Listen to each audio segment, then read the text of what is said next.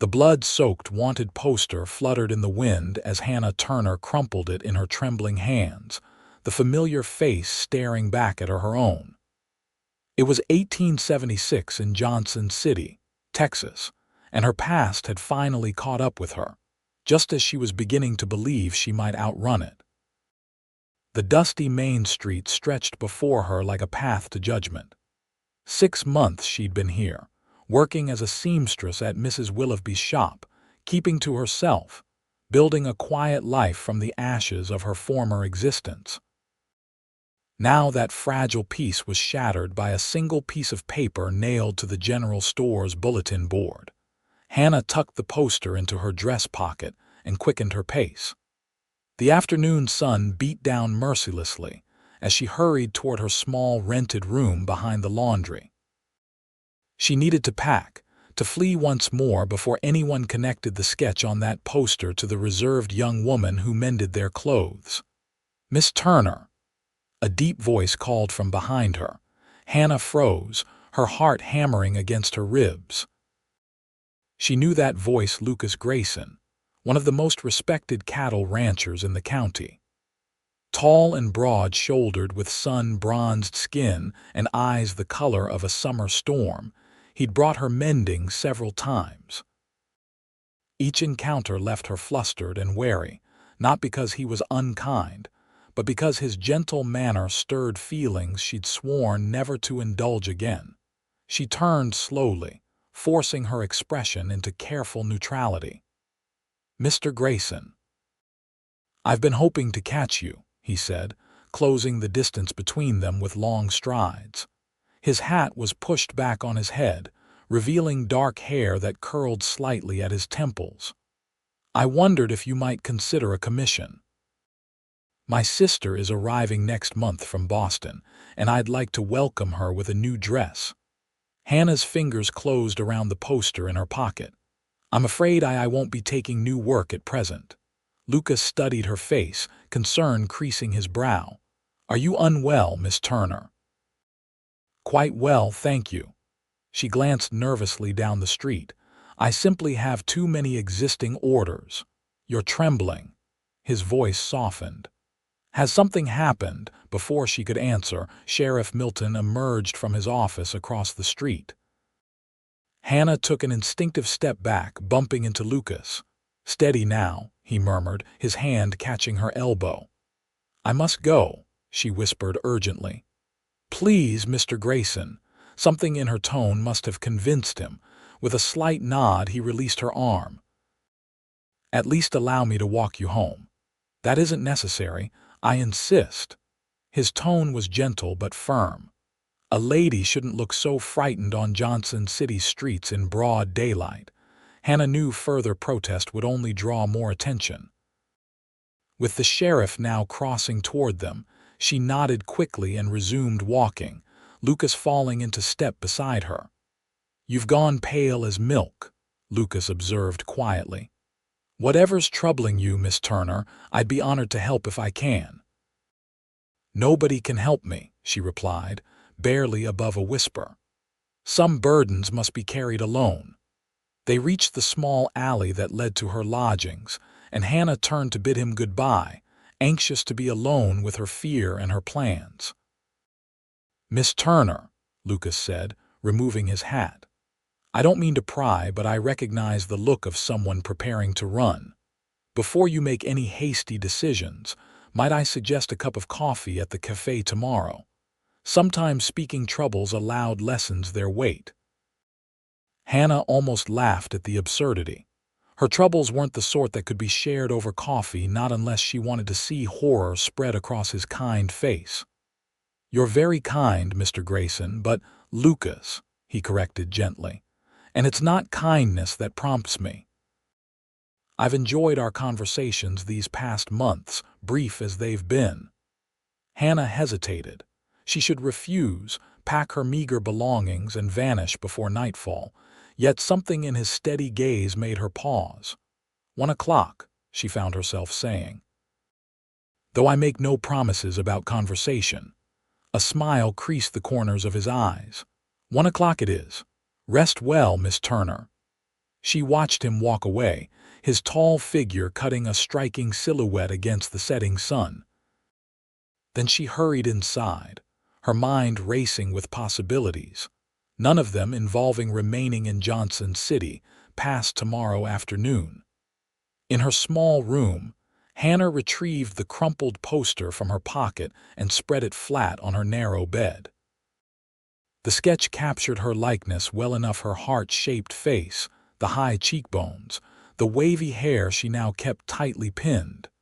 But the eyes staring back at her belonged to someone else, someone desperate and dangerous.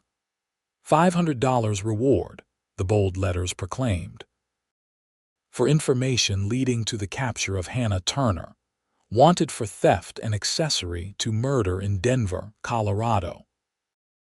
Hannah sank onto the edge of the bed, remembering the naive young woman who had arrived in Denver 3 years earlier, fresh from her family's farm in Missouri after both parents succumbed to influenza. She'd been 19, alone with nothing but determination and the sewing skills her mother had taught her. Then she'd met James Blackwell, charming and handsome, with promises that seemed to glitter like gold. She'd believed every word, every tender touch, every whispered plan for their future. By the time she discovered his true nature, his gambling, his temper, his involvement with a gang of stagecoach robbers, she was already too deeply entangled in his web. Hannah had never stolen anything herself, never witnessed the murder mentioned on the poster. But she'd sewn the clothes the gang wore for their robberies. She'd provided alibis when asked, believing James's assurances that nobody was getting hurt. By the time she learned the truth, a man was dead, a Wells Fargo agent who'd fought back during a robbery, and James was pressuring her to help him flee. That night, as James slept, Hannah had packed a single bag, taken the small amount of money she'd managed to hide from him, and disappeared. She'd been running ever since, staying nowhere longer than a few months, always looking over her shoulder. Johnson City had been different. For the first time, she'd begun to believe she might have outrun her past. Mrs. Willoughby valued her fine stitching, the townspeople respected her quiet manner, and Lucas Grayson's occasional visits to the shop had become moments she secretly treasured. Now, it was all crumbling away. Hannah rose and began methodically gathering her belongings. She would meet Lucas tomorrow, as promised, one final glimpse of the life she couldn't have, and then board the afternoon stage to San Antonio, where she could lose herself in a bigger city. As she folded her spare dress, a knock at her door made her jump. "Miss Turner," Mrs. Finch, her landlady, called through the thin wood. "There's a gentleman asking after you, the sheriff."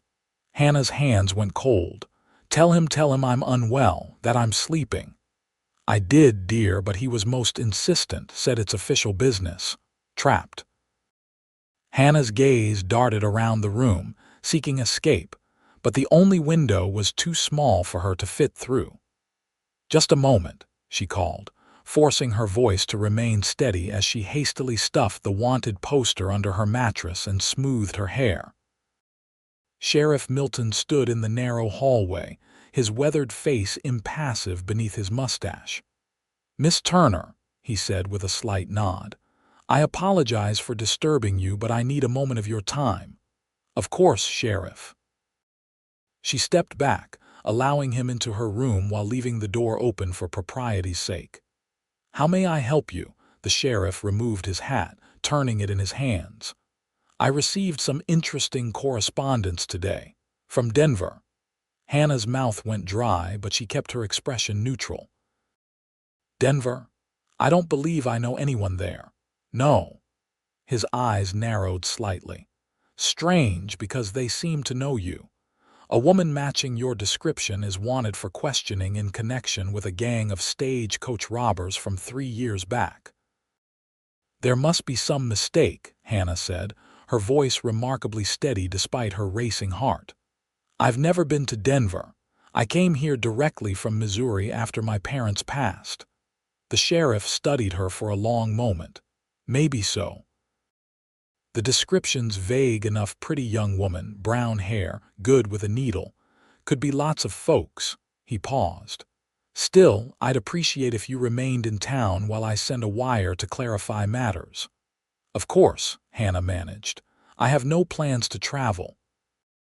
The lie tasted bitter on her tongue. Glad to hear it. Sheriff Milton settled his hat back on his head. Good evening, Miss Turner. The moment he was gone, Hannah sank onto her bed, trembling. The sheriff clearly had suspicions but no certainty. Still, once the reply from Denver arrived, there would be no doubt. She had until tomorrow, perhaps the day after if luck was with her. The afternoon stage was no longer an option. The sheriff would be watching for her there. She needed another plan. Hannah barely slept that night, her mind churning with possibilities. By morning, she'd made her decision. She would keep her appointment with Lucas, then find another way out of Johnson City, perhaps hiring a horse or hitching a ride with a farmer headed to market in a neighboring town. The next day dawned bright and clear.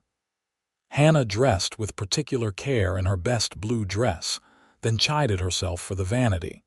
What did it matter how she looked for a meeting she shouldn't even be keeping? At precisely 1 o'clock, she entered the small cafe on Main Street. Lucas was already seated at a corner table, rising immediately as she approached.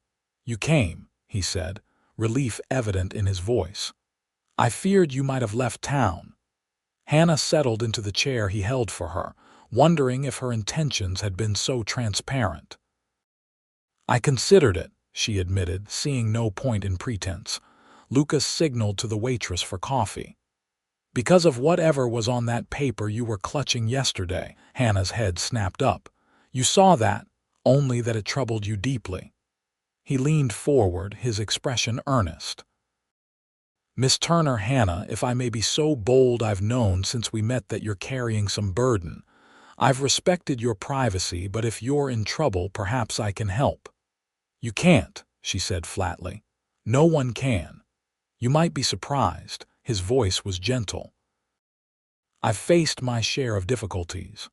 Hannah almost laughed. What could this successful rancher with his easy confidence possibly know about the kind of desperation that had shaped her life? "Mr. Grayson, Lucas," he corrected again. "Lucas," she conceded. "You're kind to concern yourself, but my problems aren't the sort that can be solved with a friendly conversation." The waitress arrived with their coffee, and Hannah welcomed the interruption. She stirred cream into her cup, using the mundane task to compose herself. "The sheriff came to see me yesterday," she said finally, her voice low. "Someone from my past is searching for me, someone I've been running from for 3 years. Lucas's expression darkened. "A former suitor, of sorts." Hannah stared into her coffee, unwilling to meet his eyes. "I made poor choices when I was younger, trusted the wrong person. By the time I realized my mistake, I was implicated in things I had no part in planning." "What sort of things?" Lucas asked carefully. Hannah raised her eyes to his, seeing no judgment there, only concern. Perhaps it was the knowledge that she'd be gone by nightfall, or perhaps it was simply the weight of carrying her secrets alone for so long, but suddenly she wanted him to know the truth. "Robbery," she said softly. "And a murder I didn't know was going to happen, had no part in, but am wanted for nonetheless." To his credit, Lucas didn't recoil in horror or call for the sheriff. He simply nodded slowly, as if she'd confirmed something he'd already suspected. "Tell me everything," he said, and so she did. The words poured out of her like water from a broken dam: her arrival in Denver, meeting James, her gradual realization of his criminal activities, her unwitting role in them, and her flight after learning about the murdered guard. Throughout her story, Lucas listened intently, asking occasional questions but never interrupting her flow. "I'm not proud of my blindness," Hannah concluded, her voice hoarse from talking. I should have seen James for what he was sooner. I should have gone to the authorities the moment I suspected what he and his friends were doing. Instead, I kept sowing their disguises, believing his lies that they were just gambling with the money, that nobody was getting hurt. You were young and alone, Lucas said gently. And from what you've described, this James was skilled at manipulation. That doesn't excuse my part in what happened, Hannah replied. A man died. At James's hand, not yours. You didn't even know they'd started carrying weapons. Hannah sighed. The law doesn't make such fine distinctions for accessories. Once Denver sends the poster with my likeness, Sheriff Milton will arrest me. Lucas was silent for a long moment, turning his coffee cup in his hands. You could tell the sheriff what you've told me. Explain that you were coerced, that you fled as soon as you learned the truth. After 3 years on the run, Hannah shook her head, that would only make me appear more guilty. Then what's your plan, to keep running forever? The question hung between them, heavy with implications neither was ready to voice. I don't know, she admitted. Each time I think I've found somewhere to start fresh, the past catches up. Lucas studied her face, his expression thoughtful. What if you had someone to stand with you? Someone to corroborate your character. Hannah blinked in confusion. What do you mean? I mean, he said slowly, that perhaps it's time to stop running and face this head-on, with help. Your help? Hannah asked incredulously. You've known me barely 6 months, and most of that through occasional visits to a dress shop. Why would you risk your reputation, your standing in this community? For me? Lucas set his cup down and reached across the table, his hand covering hers. The gesture was so unexpected, so intimate, that Hannah nearly pulled away. Because in those 6 months, I've seen a woman of exceptional character, he said quietly. Someone who works harder than anyone I know, who treats others with unfailing kindness despite carrying a heavy burden. Someone whose smile, rare as it is, lights up a room. He paused, a flush creeping up his neck. Someone I find myself thinking about far more than is probably proper. Hannah stared at him, speechless. In all her planning, all her worry, she'd never anticipated this, that Lucas Grayson might harbor feelings for her that matched the ones she'd been so carefully suppressing. You can't mean that, she finally managed. Not now that you know. I mean it more now, he insisted. It takes courage to tell the truth when lies would be easier. Lucas, she said, her voice breaking slightly, I'm wanted for murder. As an accessory by mistake for a crime you had no knowledge of, he corrected. And I believe you. More importantly, I believe we can make others believe you too. Hannah shook her head, overwhelmed by his conviction. How? My brother-in-law is a lawyer in Austin, Lucas explained. A good one with connections. If we explain your situation to him, he might be able to arrange for you to give testimony against the real criminals in exchange for clemency. James and his gang disappeared years ago, Hannah pointed out. I have no idea where they are now. But you have names, descriptions, details of their methods. That's valuable information. Lucas squeezed her hand gently. It's worth trying, Hannah. Better than spending your life looking over your shoulder. She wanted to believe him, wanted it with a desperation that frightened her. But hope was a luxury she couldn't afford. And if it doesn't work, if they arrest me anyway, then you'll have the best legal representation I can provide, Lucas said firmly. But I don't believe it will come to that, not when they hear the full story. Hannah withdrew her hand from his, needing space to think. Why would you do this? Risk so much for someone you barely know. Something flickered in Lucas's eyes, vulnerability, perhaps, or resolve. Because from the moment you mended my shirt and couldn't quite meet my eyes when our fingers touched, I've been unable to stop thinking about you. Because I believe people deserve second chances. And, he added with a slight smile, Because I'm stubborn as hell when I set my mind to something." Despite everything, Hannah found herself smiling back. "I've noticed that quality." "So," Lucas said, "will you trust me?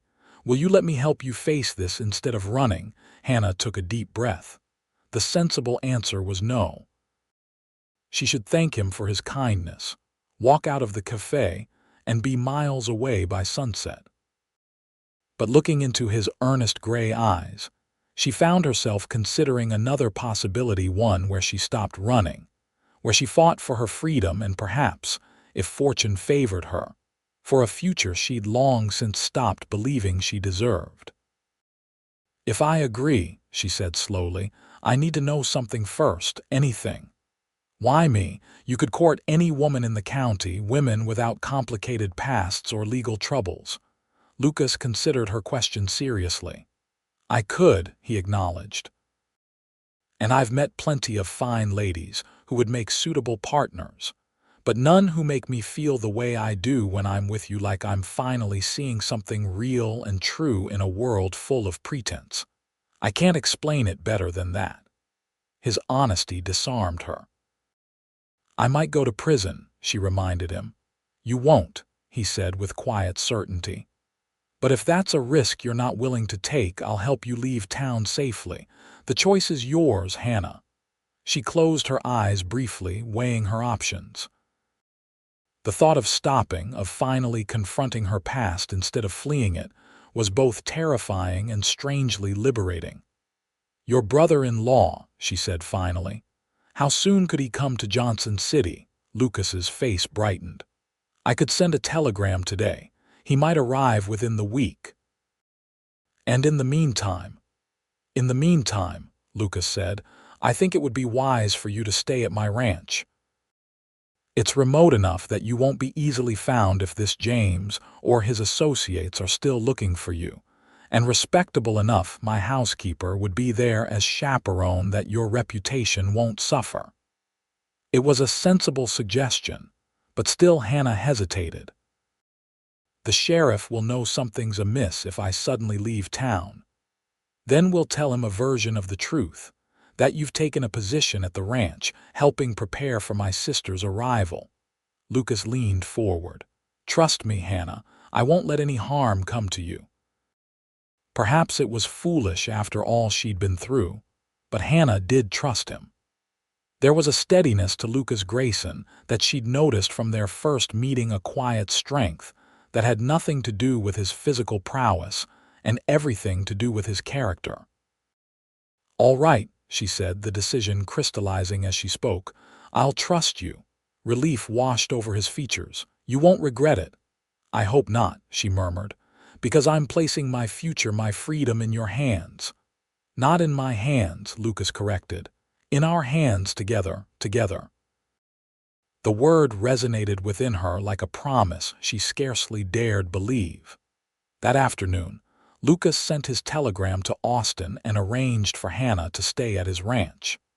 They agreed she would leave the following morning, giving her time to inform Mrs. Willoughby of her temporary absence and pack her belongings. As Lucas escorted her back to her lodgings, walking side by side in the warm afternoon sun, Hannah felt a curious lightness despite the uncertainty ahead.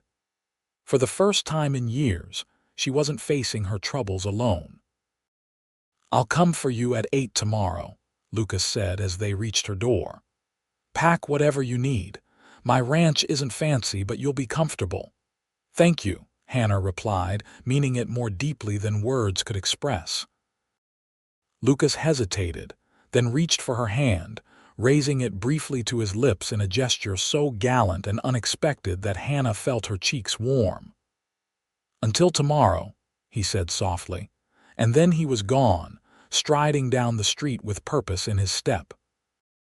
Hannah watched him go, her heart racing with a mixture of fear and something dangerously close to hope. She was placing an enormous amount of trust in a man she'd known only a short time. Yet somehow, she felt more certainty about this decision than any she'd made in years. Tomorrow would bring a new chapter in her story, one she would face with courage, with honesty, and perhaps with Lucas Grayson at her side. The dawn broke gently over Johnson City, painting the sky in hues of pink and gold as Hannah stood by her window, a small carpetbag at her feet. She'd slept fitfully, her dreams filled with courtrooms and prison cells, interspersed with fleeting images of Lucas's reassuring smile. A soft knock at her door made her start. It was barely 7 too early for Lucas. "Miss Turner." Mrs. Finch's voice was hushed but urgent. "Sheriff Milton's at the front door asking for you. Says it's important." Hannah's heart lurched. "Tell him I'm dressing. I'll be out shortly." He says to hurry. Seems agitated. As Mrs. Finch's footsteps retreated, Hannah fought to control her rising panic. Had Denver responded so quickly? Or had someone from her past recognized her? With trembling fingers, she pinned her hair and straightened her dress. Whatever awaited her, she would face it with dignity. Sheriff Milton stood in Mrs. Finch's small parlor, hat in hand. His expression was grave as Hannah entered. "Miss Turner," he said with a curt nod, "I need you to come with me to my office. Some questions have arisen about your background." Hannah's mouth went dry. "May I ask what sort of questions? Better discussed privately." He gestured toward the door. "It won't take long if you're forthcoming." Hannah glanced at the clock on the mantel. Lucas wouldn't arrive for another hour. If she went with the sheriff now, she might be behind bars before Lucas even knew what had happened. "Sheriff," she said carefully, "I had planned to visit the Grayson ranch this morning. Mr. Grayson has offered me a position helping prepare for his sister's arrival. He's expecting me at 8. The sheriff's eyebrows rose. "Is that so? Interesting timing, considering the telegram I received from Denver last night." So her fears were confirmed. "I'd be happy to answer your questions," Hannah said, striving for a calm she didn't feel. "But I wonder if we might wait for Mr. Grayson. He's been kind enough to vouch for my character." The sheriff considered this, twirling his hat in his hands. "Lucas is a good man. Known him since he was knee-high to a grasshopper. If he's vouching for you, that carries weight." He frowned. "But this is serious business, Miss Turner, the kind that even Lucas Grayson's good word might not overcome." "I understand," Hannah said, a plan forming in her mind. "Perhaps we could send Mrs. Finch's boy to the ranch with a message. Ask Mr. Grayson to meet us at your office." It was a gamble, but if Lucas received word of her predicament, he might be able to intercede before matters progressed too far. The sheriff seemed to weigh the suggestion, then nodded. "That's fair. Jimmy," he called, and Mrs. Finch's 10-year-old son appeared from the kitchen, a piece of toast in his hand. "Run out to the Grayson ranch and tell Lucas he's needed at my office right away. Tell him it concerns Miss Turner." "Think you can remember that?" "Yes, sir." The boy gulped down his toast and darted for the door, eager for the important errand. "Now," the sheriff said, turning back to Hannah, "shall we?" The walk to the sheriff's office was the longest of Hannah's life. Each step seemed to echo with finality, as if she were marching to her own execution. Citizens of Johnson City nodded politely as they passed, but Hannah noted the curious glances, the whispered speculations. Word traveled fast in small towns. Inside the sheriff's office, Milton gestured for her to sit in a straight-backed chair across from his desk. He settled himself in his own seat, pulling out a sheet of paper from a drawer. "This arrived by telegraph late yesterday," he said, sliding it across to her. "Says you're wanted for questioning in connection with a series of stagecoach robberies near Denver, one that ended with a Wells Fargo man dead." Hannah stared at the paper, her worst fears confirmed in stark black and white. "I see. That's all you have to say. I see." The sheriff leaned forward. "Miss Turner, this claims you were involved with James Blackwell's gang, one of the most notorious outfits to operate in Colorado territory." "I was not part of any gang," Hannah said, her voice steadier than she felt. "I was deceived by a man I believed cared for me." Sheriff Milton's expression softened slightly. Wouldn't be the first time a young woman was led astray by a smooth-talking criminal. But according to this, he tapped the paper, you sewed disguises, provided alibis, helped them plan their robberies. "I sewed clothes," Hannah corrected. "I had no idea they were being used as disguises until much later. And yes, I lied about James's whereabouts when asked, because he told me he was gambling, not robbing stage coaches." "And when did you discover the truth?" Hannah closed her eyes briefly. "The night of the murder." James came home agitated, with blood on his coat. He was drinking heavily, and he boasted about how they'd finally hit it big, but that things had gone wrong when the guard resisted. She shuddered at the memory. "I left that night, took what little money I had and fled. I've been running ever since." The sheriff studied her intently. "If that's true, why didn't you go to the authorities, tell them what you knew?" "Because James had friends in the Denver police," Hannah explained. "At least that's what he claimed, and because I was afraid." "Afraid of him, afraid of prison, afraid of—" She trailed off. "Afraid of what?" Hannah met his gaze directly. "Afraid of dying like my parents, alone and forgotten, afraid that no one would believe me over James and his friends." Something in her raw honesty seemed to register with the sheriff. He leaned back in his chair, considering. "Lucas knows about this." "Yes," Hannah admitted. "I told him everything yesterday. He believes me. He's arranged for his brother-in-law, a lawyer in Austin, to help me clear my name." The sheriff's bushy eyebrows rose. "That's so. Lucas is staking a lot on your word." "I'm aware," Hannah said quietly. "I didn't ask for his help, but I'm grateful for it." Before the sheriff could respond, the office door burst open and Lucas strode in, hat in hand, worry etched across his features. His eyes found Hannah immediately, relief washing over his face when he saw her unrestrained. "Sheriff," he said, nodding to Milton before turning to Hannah. "Are you all right?" "I'm fine," she assured him, touched by his concern. "The sheriff received confirmation from Denver about my situation." Lucas's jaw tightened as he turned back to Milton. "I assume Miss Turner has explained the circumstances." "She's given her version," the sheriff acknowledged. "I'd be interested in hearing yours. Why are you involving yourself in this, Lucas? This isn't like you." Lucas moved to stand beside Hannah's chair, his presence steady and reassuring. "Because I believe her," he said simply. "And because I care for her." The sheriff's eyes widened slightly at this frank admission. "Care for her enough to risk your reputation, your standing in this community?" "Yes," Lucas replied without hesitation. "Hannah made mistakes when she was young and vulnerable, but she's not the person described in that telegram. I know it, and I think you do too from your interactions with her these past months." Milton rubbed his mustache thoughtfully. "She seems a decent sort, I'll grant you that. But this is serious business, Lucas. Murder.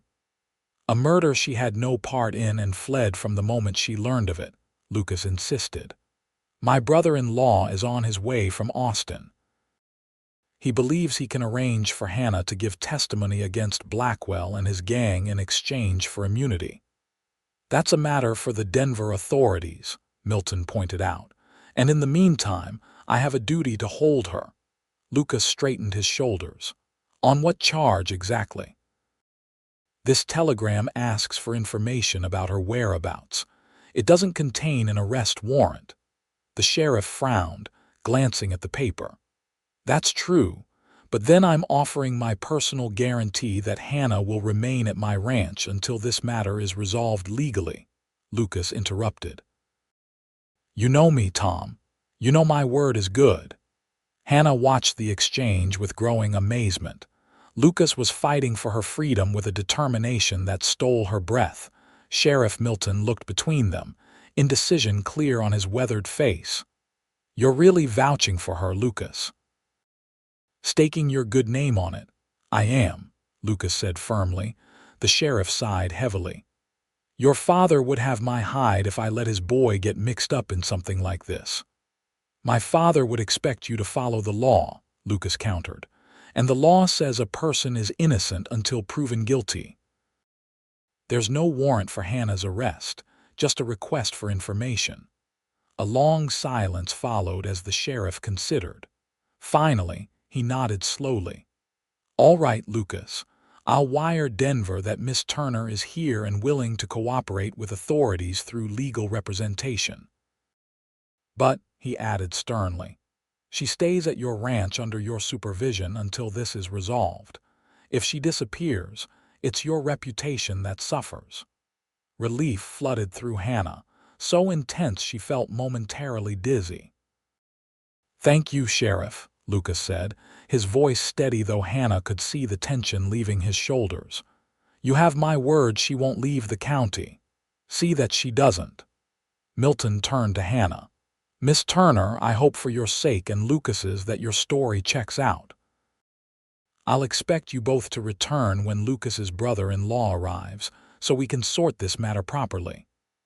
Of course, Hannah agreed, hardly believing her reprieve. Thank you, Sheriff. Outside the office, Hannah took her first deep breath since the sheriff had appeared at Mrs. Finch's door. The morning sun was climbing higher, warming the dusty street as townsfolk went about their business, oblivious to the drama that had just unfolded. Are you truly all right? Lucas asked quietly, his eyes searching her face. Hannah nodded, too overwhelmed for words. Without thinking, she reached for his hand, needing the anchor of his touch. Lucas's fingers closed around hers immediately, strong and warm. Let's get your things and head to the ranch, he said gently. It's safer there, away from curious eyes. As they walked back to her lodgings, Hannah felt the weight of stares following them. Word of her meeting with the sheriff had clearly spread. They're talking about me, she murmured. About us. Let them, Lucas replied, surprising her with his unconcern. Johnson City loves a good gossip, but they'll find something new to discuss by next week. It doesn't bother you, what they might be saying. Lucas glanced down at her, his expression serious. The only opinion that matters to me is yours. Do you regret trusting me? No, Hannah said truthfully. I regret that you've been drawn into my troubles, but I don't regret trusting you, not for a moment. His smile warmed her more than the Texas sun overhead. Then the rest is just noise. At Mrs. Finch's house, Lucas waited in the parlor while Hannah gathered her belongings. The landlady hovered nearby, curiosity practically radiating from her. Such excitement this morning, Mrs. Finch remarked, watching Hannah fold a dress into her carpetbag. The sheriff coming for you at dawn, then Mr. Grayson rushing in like a knight from one of those romance novels. People will talk. People always do, Hannah said, keeping her tone light despite her inner turmoil. But I assure you, it's a simple matter of employment. Mr. Grayson has kindly offered me a position at his ranch. Of course, dear, Mrs. Finch replied, clearly unconvinced, though I've never known the sheriff to escort young ladies to new employment before. Hannah merely smiled and continued packing. Let the woman think what she would. In a few days, the whole town would know the truth anyway. When she emerged with her bag, Lucas took it from her hand without comment. His wagon waited outside, the horses stamping impatiently.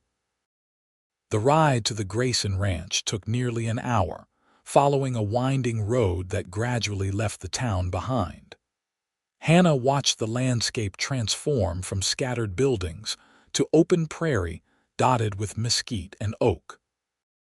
The vastness of it soothed her, a reminder that the world extended far beyond her troubles. It's beautiful, she said, breaking the comfortable silence that had settled between them. Lucas nodded, pride evident in his expression. My father chose this land when it was nothing but wild country. Worked himself to the bone building something that would last. He glanced at her. "I've added to it since taking over nearly doubled the acreage and the herd." "You love it," Hannah observed. "Every inch," he confirmed. "Even the parts that break my heart with how hard they are to manage." He smiled slightly. "Perhaps especially those parts." There was something in his tone, a deeper meaning beneath the words that made Hannah's heart quicken. But before she could respond, the wagon crested a hill, revealing the ranch spread out below. The main house was larger than she'd expected, a handsome two-story structure of stone and timber with a wide porch wrapping around the front. Several outbuildings clustered nearby, and beyond them, cattle grazed in fenced pastures that seemed to stretch to the horizon. "Home," Lucas said simply as the wagon rolled down the hill. A stocky man with graying hair emerged from a barn as they approached, raising a hand in greeting. Lucas returned the gesture. "That's Hank, my foreman," he explained. "Been with the family since I was a boy." "You'll meet the rest of the hands at supper, though they mostly keep to the bunkhouse."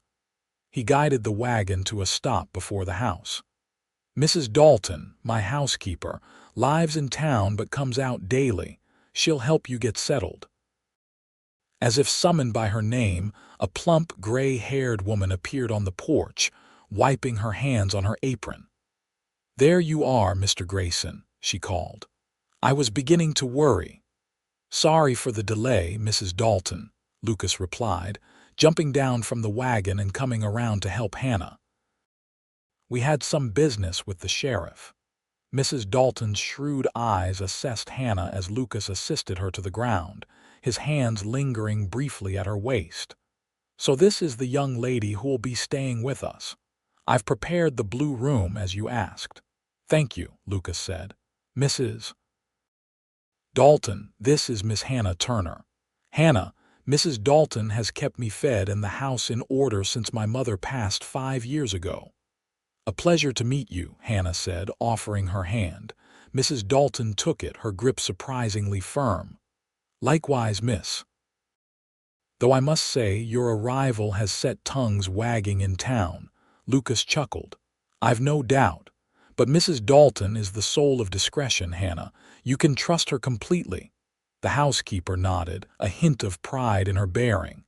"What's said in this house stays in this house. Now come in, both of you. I've got coffee brewing and biscuits just out of the oven." The interior of the ranch house was as impressive as its exterior, spacious and well-appointed, though distinctly masculine in its furnishings. Dark wood, leather chairs, and practical decorations dominated the front parlor and dining room. "It's not fancy," Lucas said, echoing his words from yesterday, "but it's comfortable." "It's lovely," Hannah replied honestly. After her tiny rented room, the house seemed palatial. Mrs. Dalton led them to the kitchen at the back of the house, a warm, inviting space centered around a large cook stove. The promised coffee and biscuits waited on the scrubbed wooden table, along with butter, honey, and preserves. "Sit, both of you," the housekeeper insisted. "You look like you've had quite a morning." As they settled at the table, Lucas briefly explained the situation to Mrs. Dalton, whose expression remained impressively neutral throughout the tale of Denver, James Blackwell, and the sheriff's intervention. "So Miss Turner will be staying with us while we sort this legal business," he concluded. "My brother-in-law should arrive within the week." Mrs. Dalton nodded thoughtfully. "Well, miss, you're safe here. Nobody comes to Grayson Land without Mr. Lucas knowing about it." She poured 3 cups of coffee. "And if I may say so, you don't strike me as the criminal sort." "Thank you," Hannah said, touched by the woman's matter-of-fact acceptance. "Mrs. Dalton has an unerring sense about people," Lucas remarked, spreading honey on a biscuit. "It's one of her many talents, along with making the best biscuits in 3 counties. The housekeeper waved away the compliment, but Hannah noticed the pleased flush on her cheeks. "Flattery won't get you extra pie at supper, Mr. Lucas." Their easy banter created an atmosphere so normal, so domestic, that Hannah felt her tension begin to ease. For a moment, she could almost pretend she was simply a guest at the Grayson Ranch, with no shadows hanging over her future. After breakfast, Mrs. Dalton showed Hannah to her room, a pleasant chamber on the second floor with blue-patterned wallpaper and a window overlooking the eastern pastures. A four-poster bed dominated the space, alongside a dresser, washstand, and small writing desk. This was Mr. Grayson's mother's sewing room, Mrs. Dalton explained as Hannah set her carpetbag on a chair. "I've aired it out and put fresh linens on the bed. It's perfect," Hannah said, running her fingers along the smooth quilt. "Thank you for preparing it on such short notice." Mrs. Dalton studied her with kind but perceptive eyes. "Mr. Lucas has never brought a woman to stay at the ranch before. Not in all the years I've worked for him." Hannah felt heat rise to her cheeks. "I assure you, it's not we're not, oh, I know it's a matter of safety and propriety," Mrs. Dalton interrupted with a knowing smile. "But I've seen how he looks at you. Mr. Lucas doesn't do anything without purpose, Miss Turner. Remember that." With that cryptic remark, the housekeeper left Hannah alone to unpack and settle in. The next few days established a rhythm to life at the Grayson Ranch. Lucas rose before dawn to work with his men, returning to the house for breakfast before heading out again until dinner. Hannah, wanting to be useful, helped Mrs. Dalton with household tasks and began sewing curtains for the guest room being prepared for Lucas's sister. In the evenings, after Mrs. Dalton departed for town, Hannah and Lucas would sit on the porch, watching the sunset paint the Texas sky in spectacular colors. These were the moments Hannah treasured, most quiet conversations where they slowly revealed themselves to each other, piece by piece. "Tell me about your family," Lucas asked on the third evening as they sat side by side in rocking chairs, the cooling air fragrant with sage and distant cook fires from the bunkhouse. Hannah's fingers stilled on the handkerchief she was embroidering. "There's not much to tell. My parents had a small farm in Missouri.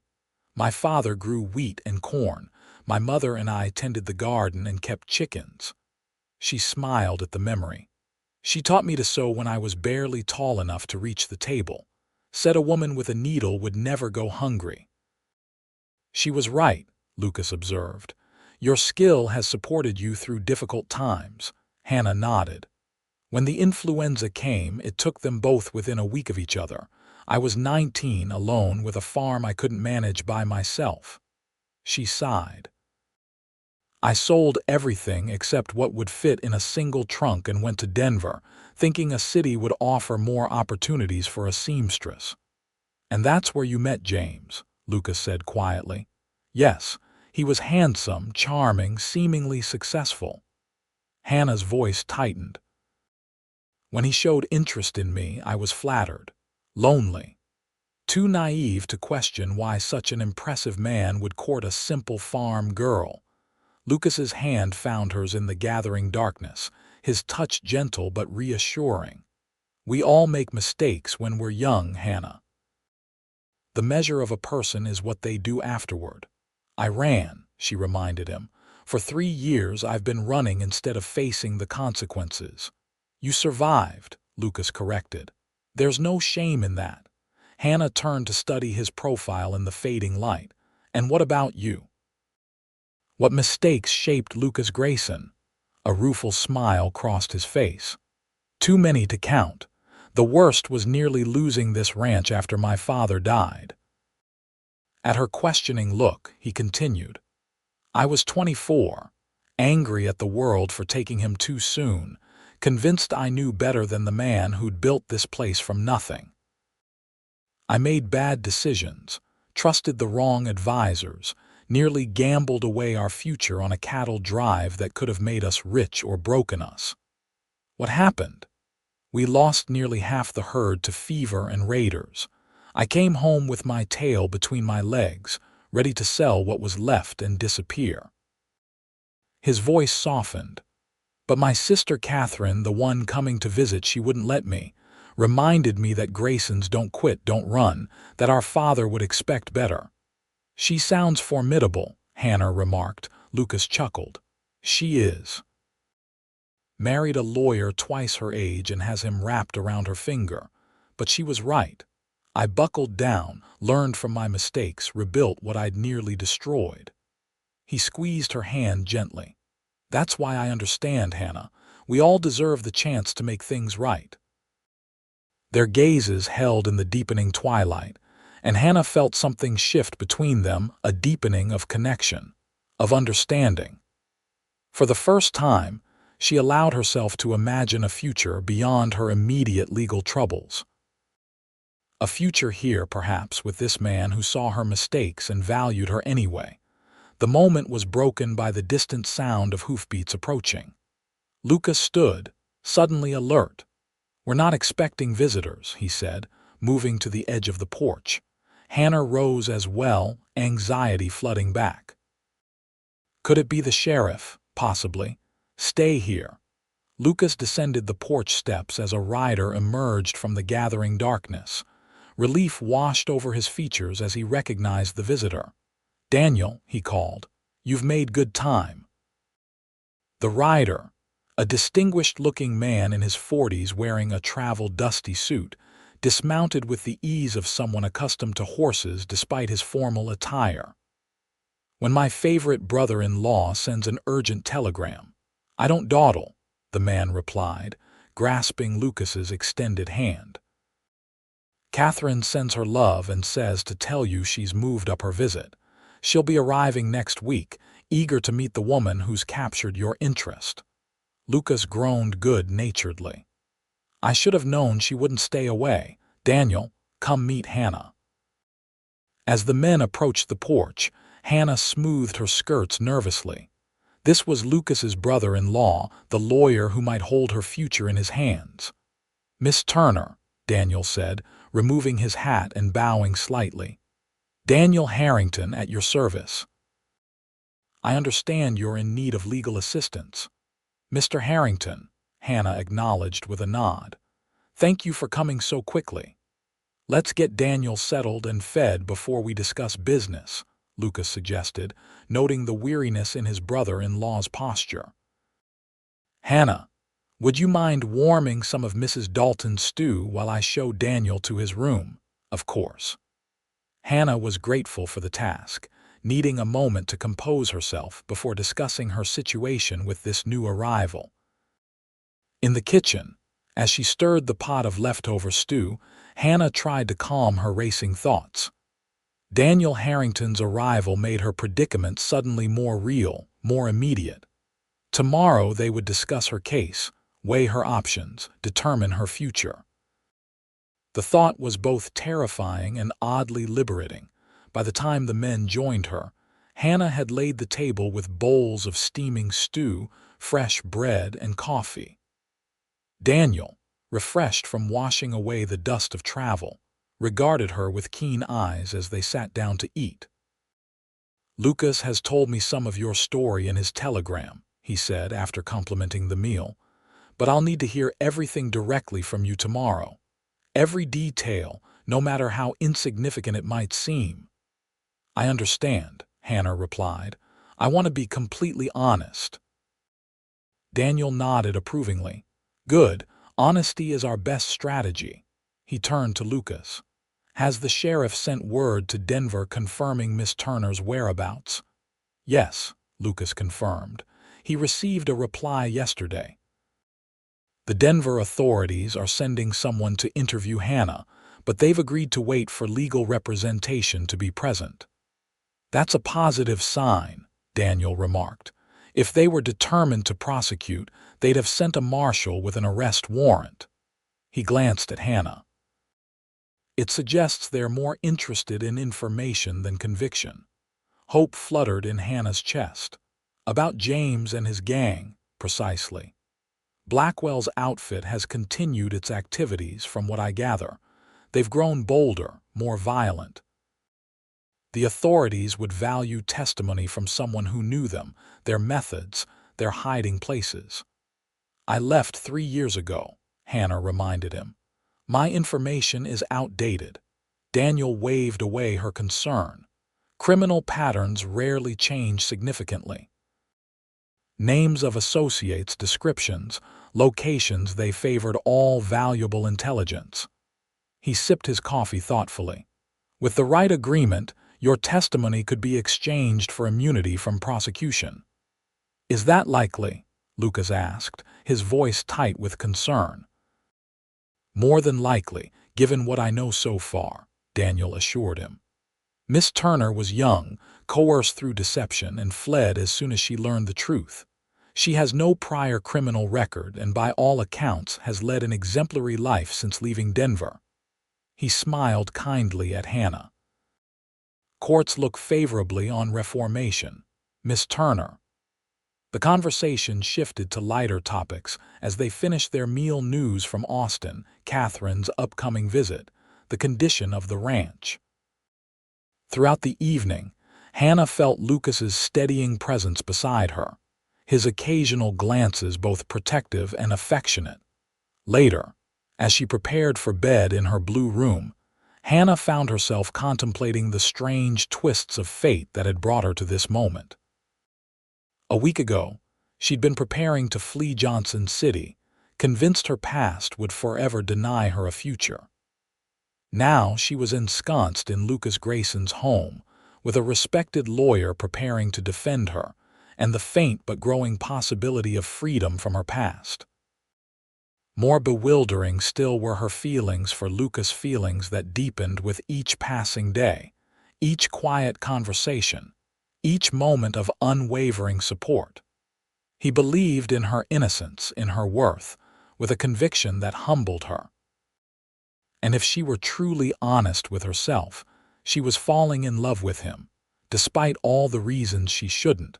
The following morning, Hannah rose early, determined to face whatever lay ahead with courage. She dressed with care in her best dress, a modest blue cotton with white piping that she'd made herself, and pinned her hair in a neat style that she hoped conveyed respectability. She found Lucas and Daniel already in the dining room, heads bent over papers spread across the table. Both men rose as she entered. "Good morning, Hannah," Lucas said, his smile warming his eyes. "Did you sleep well?" "Well enough," she replied. In truth, she'd tossed and turned for hours, her mind too active for restful sleep. "I hope you're ready for a thorough discussion," Daniel said, gesturing to the papers. "I've been reviewing the legal precedents for cases similar to yours." "I am," Hannah assured him, accepting the cup of coffee Lucas poured for her. "Where would you like to begin?" For the next several hours, Hannah recounted her story in meticulous detail: her arrival in Denver, her meeting with James Blackwell, their courtship, her gradual awareness of his criminal activities, and her flight after learning of the Wells Fargo guard's murder. Daniel listened intently, interrupting occasionally to clarify points or request additional details. "You mentioned James had friends in the Denver police," he noted. "Can you recall any names?" Hannah frowned, concentrating. "He spoke of someone named Richardson often, and another called Maddox or Maddox. I never met them, but James would meet them for drinks and return with information about shipment schedules or patrol routes." Daniel scribbled the names in his notebook. "Excellent. This suggests corruption within the police force, which might explain why the investigation has dragged on so long without resolution." He tapped his pen thoughtfully against the paper. "What about the other gang members? You mentioned 4 or 5 regulars." There was Tom Ellis, James's closest friend, tall with a scar across his chin from a bar fight. Martin Doyle, younger than the others, always nervous. Frederick something, I never knew his surname, but he had a distinctive limp from a mining accident. Hannah closed her eyes, picturing the men who used to gather in her and James's small home. and a man everyone called the preacher, though he was anything but godly. Thin, with pale eyes, he scared me more than the others. Lucas's hand found hers under the table, a silent gesture of support that gave her strength to continue. They would gather at our house to plan, thinking I was occupied with sewing or cooking and not paying attention, Hannah explained. But I heard things mentions of stage-coach routes, banks in small towns, the schedules of gold shipments from mining operations. "And you're certain they never realized you were listening?" Daniel asked. "James thought me simple," Hannah said, bitterness creeping into her voice. "A country girl useful for keeping his home and warming his bed, but not clever enough to understand their plans. They spoke freely around me." Daniel nodded, continuing to make notes. "This is all extremely valuable information, Hannah, far more detailed than I anticipated." "I have a good memory," she said simply, "especially for things that frightened me." "There's one more critical question," Daniel said, his expression becoming serious. "Did you ever directly participate in any of their criminal activities? Not just sewing clothes that might have been used as disguises, but actually taking part in planning or executing a robbery." Hannah met his gaze steadily. "No, never. I sewed clothes James claimed were for work. I believed him when he said he was employed by mining companies.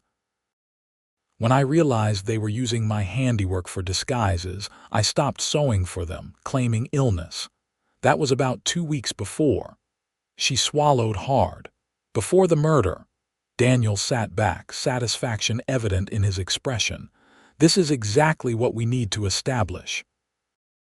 Your involvement was peripheral and based on deception. You removed yourself from even that limited role once you suspected criminal activity, and you fled entirely when you learned of violence." He glanced at Lucas. "With this testimony, properly documented and verified, I believe we can negotiate full immunity." Lucas's relief was palpable. "You're certain?" "In legal matters, certainty is a luxury," Daniel cautioned. "But I'm optimistic. The Denver authorities want Blackwell and his gang more than they want a seamstress who was deceived and exploited." "What happens next?" Hannah asked, hardly daring to believe in the possibility of freedom being offered. "I'll draft a formal statement based on our conversation today. You'll review it for accuracy, then sign it. Tomorrow, we'll meet with Sheriff Milton and the representative from Denver when they arrive." Daniel closed his notebook. "I recommend emphasizing your remorse for not coming forward sooner, your willingness to testify if needed, and your consistent efforts to build an honest life since leaving Denver." Hannah nodded, taking in his advice. "And if they reject the immunity offer, they won't," Daniel said confidently. "But if negotiations become difficult, we have options. Your spotless conduct for 3 years, character references from Johnson City, Lucas's willingness to vouch for you," his eyes twinkled momentarily, "and my considerable charm and persuasiveness." Despite her anxiety, Hannah found herself smiling at his self-assurance. "Thank you, Mr. Harrington. I can't express how grateful I am for your help." "Daniel, please," he corrected, "and I'm happy to assist. Any friend of Lucas's is a friend of mine." Something in his tone suggested he suspected their relationship might be more than friendship, but he tactfully avoided direct questions. As Daniel gathered his notes and retired to his room to draft the statement, Hannah remained at the table, emotions swirling within her. Could it really be this simple? After years of running, of looking over her shoulder, could her nightmare end with a signed statement and a legal agreement? "You're thinking too hard," Lucas observed softly, still seated beside her. "I can practically hear the wheels turning." Hannah smiled ruefully. "Old habits. I've spent so long expecting the worst that I scarcely know how to hope for better." Lucas turned in his chair to face her fully, his expression earnest. Hope is a skill like any other, Hannah. It takes practice. He hesitated, then reached for both her hands, holding them in his. I want you to practice hoping with me, not just about this legal matter, but about what might come after. Hannah's breath caught. After? When you're free of this shadow, Lucas said, his voice low and intent. When you can choose your future based on desire rather than necessity. When you can stay in one place because you want to, not because it's safe to. The implication was clear in his steady gaze, in the gentle pressure of his hands on hers. He was offering a future with him. Lucas, she began, her voice unsteady. I don't know what that future looks like. I've been running for so long. I'm not asking for certainty, he assured her. Only openness to possibility. Permission to court you properly once this legal matter is resolved. Court her. The old-fashioned phrase warmed Hannah's heart even as uncertainty clouded her mind. What if people talk? Your reputation, let them talk, Lucas interrupted firmly. Johnson City has watched me build this ranch from near ruin, expand our herds, become one of the most successful operations in the county. If they can't accept the woman I choose to court because of mistakes made and atoned for years ago, then their good opinion isn't worth having. His conviction silenced her protests.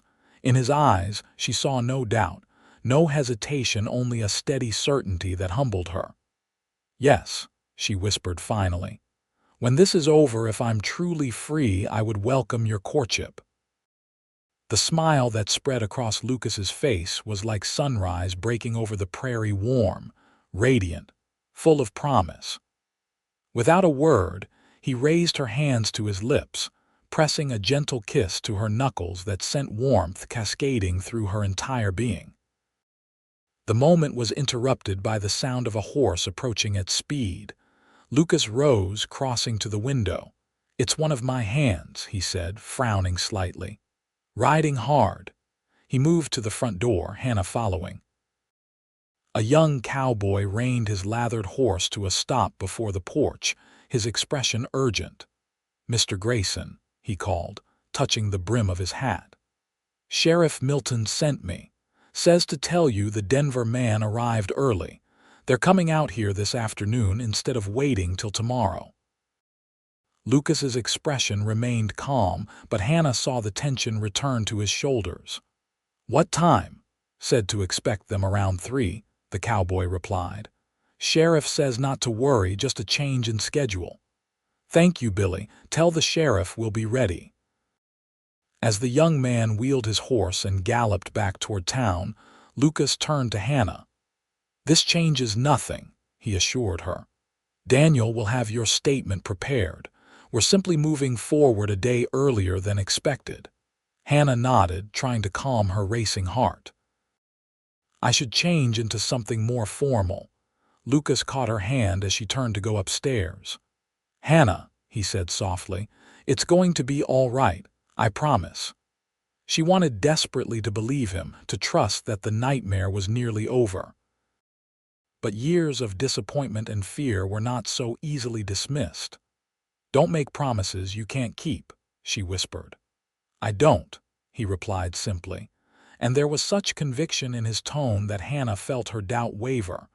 The hours until 3 o'clock passed in a blur of preparation. Daniel finished drafting Hannah's statement, which she read carefully before signing. Mrs. Dalton, arriving for her daily duties, was briefed on the situation and set about preparing refreshments for the expected visitors with her usual brisk efficiency. At precisely 3 o'clock, the sound of approaching horses announced the arrival of Sheriff Milton and the representative from Denver. Hannah, seated in the parlor with Lucas and Daniel, smoothed her skirts nervously as Lucas went to greet their visitors. Voices in the entryway, the shuffle of boots being wiped clean, and then Lucas was showing 2 men into the parlor. Sheriff Milton nodded to Hannah, his expression giving away nothing. Beside him stood a tall, lean man with a neatly trimmed beard and the sharp, assessing eyes of a career lawman. "Miss Turner," Sheriff Milton said formally, "this is Marshal Elliott Reed from the Denver office. He's here about the matter we discussed." "Miss Turner," Reed acknowledged with a slight nod. "And you must be Mr. Harrington. Your reputation precedes you." "As does yours, Marshal," Daniel replied, rising to shake the man's hand. "I believe we crossed paths during the Thornton case in Fort Worth last year." "Indeed we did," Reed confirmed. "You represented the mining company, as I recall." "Successfully," Daniel added with a slight smile. "Please, gentlemen, be seated. Mrs. Dalton will bring refreshments shortly." The formalities established, the men took their seats, Reed and Milton on one side of the room, Hannah, Lucas, and Daniel on the other. Hannah felt as though she were facing a tribunal, but she kept her back straight and her expression composed, just as Daniel had advised. "I'll be direct, Miss Turner," Reed began. "You've been sought in connection with the activities of James Blackwell's gang for 3 years. Your sudden appearance in Johnson City presents an opportunity to resolve certain outstanding matters." "Miss Turner is eager to resolve these matters as well," Daniel interjected smoothly. "She has prepared a comprehensive statement detailing her knowledge of Blackwell and his associates. She's willing to testify if necessary, provided certain legal assurances are granted." Reed's eyebrows rose. "Assurances?" "Immunity from prosecution," Daniel clarified, "in exchange for full cooperation with the ongoing investigation into Blackwell's activities." Reed studied Hannah for a long moment. "Before we discuss immunity, I'd like to hear Miss Turner's explanation for her involvement and subsequent flight." Hannah met his gaze steadily. "I was deceived by James Blackwell," she said, her voice clear despite her inner turmoil. "I believed him to be employed legitimately. When I began to suspect his criminal activities, I distanced myself as much as possible without arousing his suspicion. When I learned he had participated in murder, I fled that very night." "Yet you didn't contact authorities," Reed pointed out. "Instead, you disappeared for 3 years, changing locations frequently." "James had connections within the Denver police," Hannah explained. "He boasted of officers on his payroll. I feared they would ensure I was blamed for crimes I had no part in, or worse, that James would find me through them and—" She swallowed. "He had a violent temper, Marshal. I was terrified." Reed's expression remained neutral, but something in his eyes suggested he wasn't unmoved by her explanation. "And your life since leaving Denver?" "I've supported myself honestly, through sewing and dressmaking," Hannah replied. "I've broken no laws. I've tried to build a respectable life, always knowing my past might find me." Mrs. Dalton entered with a tray of coffee and sandwiches, the domestic interruption easing some of the tension in the room. As she served the refreshments, Reed flipped through a small notebook he'd retrieved from his pocket. "Your statement mentioned specific names," he said once Mrs. Dalton had withdrawn. "Richardson and Maddox in the police force.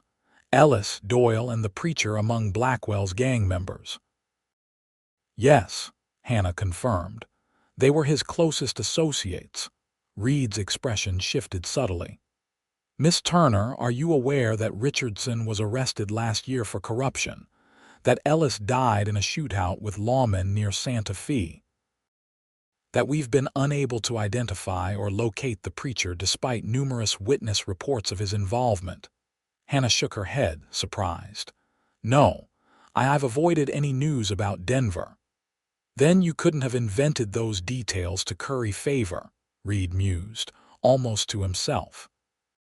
He set his notebook aside and leaned forward. "Miss Turner, Blackwell's gang has become increasingly violent in the years since you left. The murder you fled from wasn't their last. There have been 3 more, each more brutal than the last." Hannah closed her eyes briefly. sickened by the thought that the man she'd once believed she loved had become a multiple murderer. "The information in your statement," Reed continued, "particularly about their methods, hiding places, and contacts, could be invaluable in bringing them to justice." "If accurate, of course." "It is accurate," Hannah insisted. "Every detail as I remember it." Reed nodded slowly, then turned to Daniel. "I'm prepared to discuss immunity, Mr. Harrington, with certain conditions." As the men negotiated terms, Hannah felt Lucas's hand find hers, hidden from view between their chairs. His warm, steady grip anchored her as the conversation swirled around her discussions of written testimony, possible court appearances if Blackwell was captured, restrictions on travel until the investigation concluded. Finally, Reed closed his notebook with a decisive snap. "I believe we have an agreement. Miss Turner will provide detailed written testimony about Blackwell, his associates, their methods, and any locations she knows they frequented. She will remain available to answer further questions as they arise. In exchange, the Denver authorities will grant full immunity from prosecution for any crimes associated with Blackwell's gang. And her name will be cleared officially," Daniel added firmly. "No outstanding warrants or notices. She's free to build her life without looking over her shoulder." Reed nodded. "I'll draw up the formal agreement tonight. We can sign it tomorrow before I return to Denver." Relief washed over Hannah in a wave so powerful she felt momentarily light-headed. Lucas's hand tightened on hers, a silent celebration of their victory. "There is one more thing," Reed said, his voice taking on a more serious tone. "Miss Turner should be aware that until Blackwell is captured, there remains a risk, if he learns she's provided information against him." The implication hung in the air, heavy with menace. Lucas straightened in his chair. "Hannah will be safe here," he said firmly. "My ranch is well protected and I employ men I trust with my life." Reed studied Lucas thoughtfully. "Your involvement in this matter is interesting, Mr. Grayson. Sheriff Milton tells me you're one of the most respected men in the county. Why stake your reputation on a woman with such a complicated past?" Hannah tensed, but Lucas's response was immediate and unwavering. "Because her past doesn't define her," he said simply. "Her courage, her integrity, her determination to build an honest life despite everything, that's what matters to me." Reed held Lucas's gaze for a long moment, then nodded as if satisfied. "Very well. I suggest Miss Turner remain here until we've concluded our business." He rose, signaling the end of the meeting. "Sheriff Milton, I'll join you in town to prepare the necessary documents. We'll return tomorrow morning." As the men took their leave, Hannah remained seated, overwhelmed by the sudden shift in her circumstances. After years of running, years of fear, the nightmare was ending not with drama or punishment, but with legal agreements and formal statements. When the door closed behind the visitors, Hannah finally allowed herself to release the breath she'd been holding.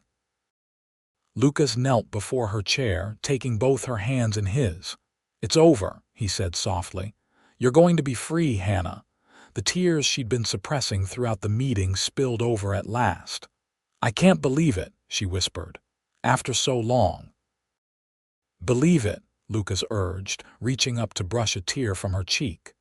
"Believe it and start thinking about your future, our future if you'll allow it." Hannah gazed into his eyes, seeing all the promise, all the possibility she'd denied herself for years. "I'm afraid to hope," she admitted. "What if something goes wrong? What if James finds me before they find him?" "Then we'll face it together," Lucas said firmly. "But Hannah, it's time to stop letting fear of what might happen rob you of the joy of what is happening. You're being offered a fresh start, a clean slate." Daniel, who had tactfully stepped aside during their exchange, cleared his throat gently. The marshal was impressed with your honesty, Hannah, and your knowledge of the gang's operations is clearly valuable to their investigation. The agreement will be solid, legally binding." He smiled reassuringly. "You can begin to plan that future Lucas mentions." As the reality of her impending freedom began to sink in, Hannah felt a strange lightness spreading through her, as if chains she'd carried for years were finally falling away, link by link. "A future," she repeated softly. "I scarcely know how to think about such a thing." Lucas's eyes crinkled at the corners. "Then allow me to help you practice." The following morning, Marshal Reed returned as promised with the formal immunity agreement. Hannah read it carefully under Daniel's guidance, then signed her name with a steady hand. As Reed countersigned and applied the official seal, Hannah felt the last weight lift from her shoulders. "Thank you, Marshal," she said earnestly as he prepared to leave. Reed tipped his hat to her. "It's a fair exchange, Miss Turner. Your information may help us prevent further bloodshed." His expression softened slightly. "And for what it's worth, I believe you were more victim than accomplice in Blackwell's schemes." As the marshal rode away, Hannah stood on the porch beside Lucas, watching until horse and rider disappeared over the distant hill. "How does freedom feel?" Lucas asked quietly. Hannah considered the question, savoring the unfamiliar lightness in her heart. "Strange," she admitted. "Wonderful and terrifying at once. I've been running for so long, I'm not sure I remember how to stay still." Lucas turned to face her, his expression serious yet gentle. "Then let me remind you." He took her hands in his touch warm and steady. "Staying still means waking up in the same place each morning. It means planting gardens you'll see bloom, forming friendships that deepen with time, becoming part of a community that knows your name and values your presence." Each word painted a picture of the life Hannah had longed for but never dared claim. "It sounds beautiful," she whispered. "It can be," Lucas agreed. "Especially when shared." He hesitated, then continued with careful deliberation. "I know it's early days, Hannah. I know you need time to adjust to this newfound freedom, to decide what you truly want now that fear isn't dictating your choices. But I want you to know that whenever you're ready, whatever you decide, my feelings for you won't change." The sincerity in his voice, the steady certainty in his gaze, filled Hannah with a warmth that reached places within her long cold from isolation and fear. "Lucas," she began, struggling to find words adequate to express the tumult of her emotions. He smiled gently. "You don't need to say anything now. Just know that the choice is yours, without pressure or expectation. Whether you decide to remain in Johnson City or seek opportunities elsewhere, whether you wish for courtship or friendship, I respect your right to choose your own path." His generosity, his willingness to give her space to find her own way forward, only deepened Hannah's growing certainty about what she wanted. "What if I already know my choice?" she asked softly. Lucas's breath caught, hope kindling in his eyes. "Then I'd be honored to hear it."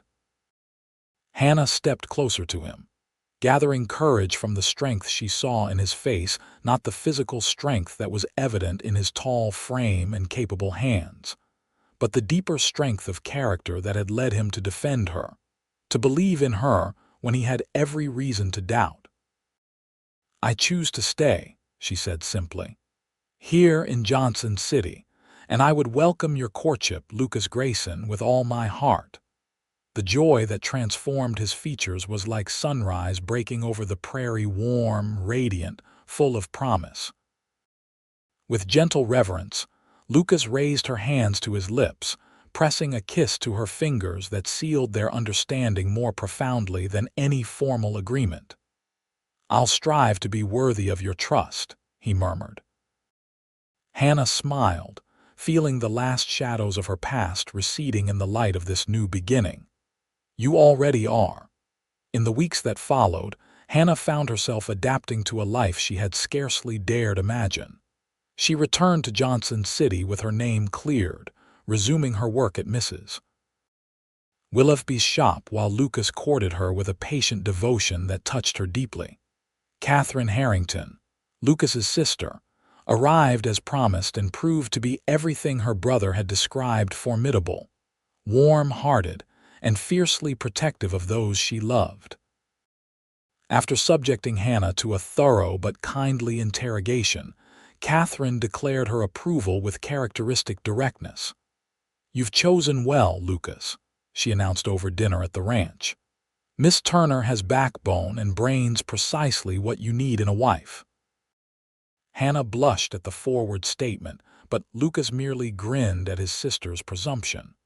"For once, Catherine, we're in complete agreement." As summer gave way to autumn, Hannah found herself increasingly integrated into the life of Johnson City. The initial whispers and curious glances that had followed her return gradually faded as the townspeople accepted Lucas's obvious devotion and Hannah's steady presence. She joined the church quilting circle, contributed to the harvest festival, and slowly built the community connections she'd been afraid to form for so long. Throughout it all, Lucas remained her steadfast supporter, escorting her to social gatherings, visiting the dress shop with transparent excuses for new shirts or mending, and inviting her to Sunday dinners at the ranch. Their courtship progressed with proper decorum but unmistakable affection, watched with approving eyes by Mrs. Dalton, and amused tolerance by the ranch hands, who had quickly grown fond of the quiet seamstress who had captured their boss's heart. One crisp October evening, as they walked through the town square after a community supper at the church, Lucas guided Hannah to a bench beneath a large oak tree. The leaves had begun to turn, glowing gold and crimson in the last light of day. "I have something to ask you," he said, his voice carrying an undertone of nervousness that was endearing in such a confident man. Hannah's heart quickened as he took both her hands in his. "Yes, these past months have been the happiest of my life," Lucas began, his gray eyes intent on hers. "Watching you build a place for yourself here, seeing you grow more confident each day, has been a privilege. You've faced your past with courage, Hannah, and embraced your present with grace." He paused, drawing a deep breath. "Now I find myself hoping, praying that you might consider sharing your future with me, not as my seamstress or my friend, but as my wife." Though she had begun to anticipate this moment, the reality of it still left Hannah breathless. "Lucas, before you answer," he continued hurriedly, "I want you to know that I understand the magnitude of what I'm asking. After years of uncertainty, I'm asking you to commit to a lifetime. If you need more time—" Hannah silenced him by placing her fingers gently against his lips. "I don't need more time," she said softly. "I need you, Lucas Grayson. Your strength, your kindness, your unwavering belief in me. Yes, I will marry you." The joy that lit his face was matched by the radiance in her own heart as Lucas pulled her into his arms. Their kiss, tender and reverent beneath the autumn sky, sealed a promise born of shared struggle and mutual respect, a promise to face whatever the future held together. They were married in the Johnson City Church on a bright December morning, with Catherine and Daniel standing as witnesses, and the entire town turning out to celebrate the union of their respected rancher and the seamstress whose quiet dignity had won their hearts. Hannah wore a gown of her own design, ivory silk, with delicate embroidery that had taken her weeks of evening work to complete. As she walked down the aisle to where Lucas waited, tall and handsome in his best suit, she marveled at the journey that had brought her to this moment, from frightened fugitive to beloved bride, from shame to celebration, from isolation to community. The Reverend spoke of new beginnings and God's grace, of two lives joined in common purpose. When the time came for Lucas to speak his vows, he looked into Hannah's eyes with such tenderness that her heart seemed too full to contain her joy. "Hannah Turner," he said, his voice strong and clear, "I take you as my wife, promising to honor and cherish you all the days of my life. Your past has shaped you into the woman I love, but it's our future that calls to me." His voice softened. "I only care about our future, the life we'll build together, the family we'll raise, the love we'll share through all seasons." Tears blurred Hannah's vision as she responded with her own vows, promising to stand beside Lucas through whatever lay ahead, to love him faithfully and fearlessly, to build with him a home founded on honesty and trust.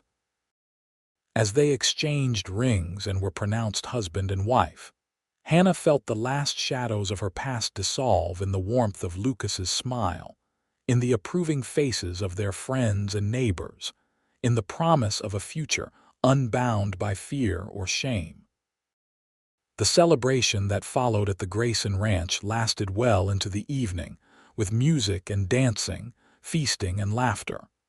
As twilight fell, Hannah found a quiet moment alone with her new husband on the porch where they had shared so many conversations. "Happy?" Lucas asked, his arm around her waist, holding her close against the evening chill. "Beyond words," Hannah replied, leaning into his embrace. "If you had told me a year ago that I would be standing here as Mrs. Lucas Grayson, surrounded by people who know my story and accept me anyway, I wouldn't have believed it possible." "Believe it," Lucas murmured, pressing a kiss to her temple. "It's only the beginning." And so it proved to be. The years that followed brought challenges, as all lives do, but also joys beyond measure. The ranch prospered under Lucas's management, expanding further as Hannah's keen mind for business complemented his practical knowledge of cattle and land. They weathered droughts and blizzards, market fluctuations, and the changing face of Texas as the frontier gradually gave way to civilization. Their greatest joy came with the birth of their children, first a son, William, with his father's gray eyes and his mother's quiet determination. Then twin daughters, Sarah and Elizabeth, whose lively spirits kept the ranch house filled with laughter and occasional chaos. Throughout it all, Hannah never forgot the lessons of her journey, the cost of blind trust, the value of second chances, the strength found in facing one's fears. She instilled in her children a deep respect for honesty and redemption, teaching them that mistakes, even grave ones, need not define a life if met with courage and atonement. James Blackwell and his gang were eventually captured in New Mexico territory. Their reign of terror ended by a combination of Hannah's testimony and their own growing recklessness. When the news reached the Grayson Ranch, Hannah received it with quiet relief rather than triumph. The chapter was truly closed now, the justice she had feared for so long finally serving its proper purpose. On their 20th wedding anniversary, Lucas surprised Hannah with a small gold locket containing miniature portraits of their children. As he fastened it around her neck, his fingers still strong though now lined with the evidence of years spent working the land, he kissed her with the same tender reverence that had marked their first embrace. 20 years, Hannah marveled, touching the locket that rested against her heart. "Sometimes I still wake up amazed to find myself here, surrounded by so much love." Lucas smiled, the corners of his eyes crinkling in the way she had always adored. "You know what amazes me? That you still look at me the same way you did that day in the cafe when you finally decided to trust me." "Best decision I ever made," Hannah said softly.